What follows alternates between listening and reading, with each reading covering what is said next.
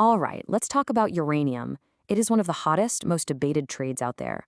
You've got the bulls just screaming shortage, saying prices are going to the moon.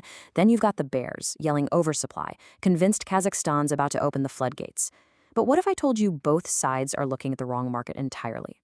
In this explainer, we're going to dig into a wild thesis, that the real story isn't about physical uranium at all, but about a financial game that's about to blow up in everyone's face. So let's just start right there, with that central question. What if this whole public fight over pounds of raw uranium is just a massive distraction? A distraction from a much bigger, much more hidden crisis brewing deep inside the nuclear fuel cycle. A crisis that could flip this entire market on its head and prove everyone, bulls and bears, wrong at the same time. Okay, so to really get a handle on this, let's first lay out the conventional battlefield. This is the argument you hear everywhere, right? It's what dominates financial TV and all the headlines. So on one side, you've got the bulls. Their case is pretty simple. There's a huge supply deficit. Big players like the Sprott Physical Uranium Trust are hoovering up all the available material, and that's going to force prices way, way higher as utilities start to panic. Then on the other side, you've got the bears. They say, hold on, this crisis is manufactured. They argue that producers like Kazakhstan can just turn on the taps anytime they want, and prices are due for a big crash. It looks like a classic supply versus demand story. But is it really? Let's start by pulling apart the bull case, because at its very core, there's a fundamental misunderstanding about what is actually being bought and sold in this market. And you don't have to take my word for it. This admission comes directly from the CEO of Sprott himself. He flat out says that the people buying uranium as a financial bet and the people who actually use it to power reactors have, and I'm quoting here, very different behaviors. That word, disconnect, is everything. And here's why that disconnect is so critical.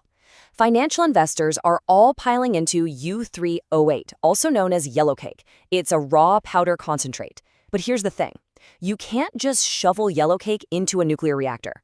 That's like trying to put crude oil directly into your car's gas tank. It doesn't work. Utilities don't need raw yellowcake. They need highly processed, finished, enriched fuel rods.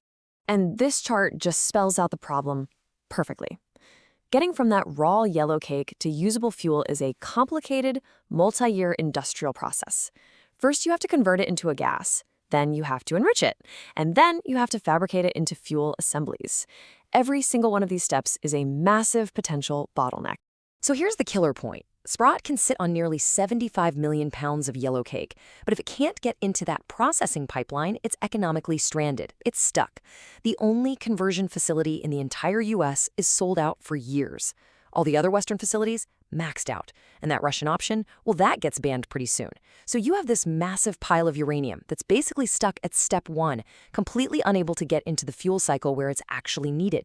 Okay, so that's the problem with the bull case. Now let's flip over to the other side of the trade, because the bears, who think this is all just a rational physical market, are missing an even bigger, more systemic risk.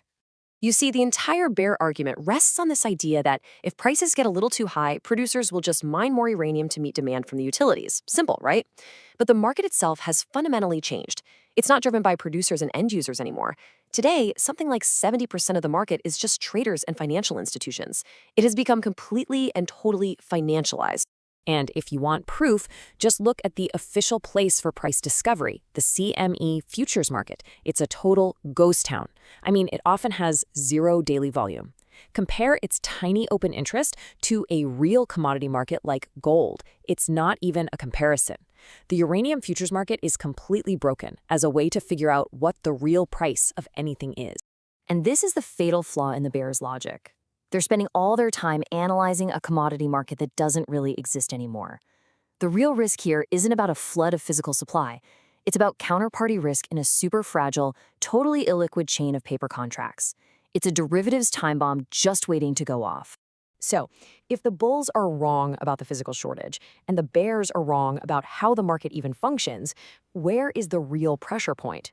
Well, it's hidden right in the middle of that fuel cycle we were looking at. First, let's just talk about enrichment. This is the step where you concentrate uranium to make it useful as fuel. And this number is staggering. Something like 44% of the world's entire capacity is controlled by Russia. This creates a massive, and I mean massive, geopolitical dependency for the West. Second, let's go back to conversion for a second. That's the step before enrichment. Remember how I said it was a bottleneck? The single facility in the entire United States that can do this critical step is already booked solid, all the way through 2028. There is zero spare capacity. And third, you have the timeline itself. The whole process, from digging yellowcake out of the ground to loading finished fuel rods into a reactor, takes 3 to 5 years. Think about that. That means utilities that need fuel for 2029 are already dangerously behind schedule. You know, this analogy just captures the situation perfectly. The entire market is obsessed with who owns the most raw material, the barrels of crude oil, while completely ignoring the fact that the industrial capacity to actually process it, the refineries, are the real finite choke point. So what happens when a market fundamentally misunderstands its own risks this badly? Well, according to this thesis, we are heading for a complete and total reset.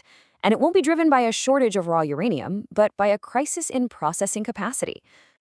So here's the predicted sequence of events. First, utilities get desperate and start making deals with China to bypass the Western bottleneck.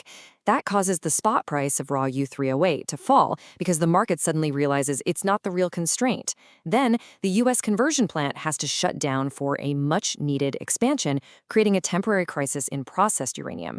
This is what forces the market's hand, leading to a huge reckoning that only ends when new domestic processing capacity finally comes online at the end of the decade.